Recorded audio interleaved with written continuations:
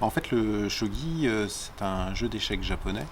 Il a la même origine que le jeu d'échecs occidental, mais il a suivi une évolution différente dans le temps. Donc on va retrouver des principes similaires à ce qu'on connaît avec les échecs, à savoir que chaque camp joue chacun son tour, qu'on a un certain nombre de soldats et que le but est de faire mat le roi adverse. Là où il va y avoir des différences, c'est que certes certaines pièces se déplacent un peu différemment des échecs, mais c'est pas vraiment ça qui est important. Ce qui est surtout important, c'est qu'en fait, les pièces que vous prenez à l'adversaire sont à vous et vous pouvez les remettre dans le jeu, un peu comme des mercenaires, qui viennent renforcer votre propre camp et qui vous permettent ensuite de pouvoir attaquer l'adversaire, évidemment, de manière plus forte.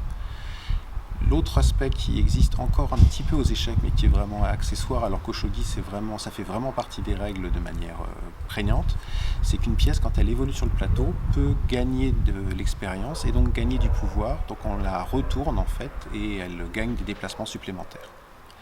Donc avec ces deux notions-là, on a au final un jeu qui est très différent des échecs.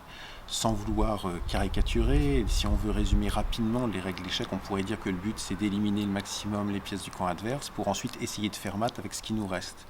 Si on fait ça au shogi, on va avoir un gros problème parce que toutes les pièces qu'on aura sacrifiées pour arriver à cette situation, eh bien, elles sont dans le camp de l'ennemi puisqu'elles sont dans les mains de l'ennemi et lui va les reparachuter dans le jeu et en général ça se passe très très mal pour nous.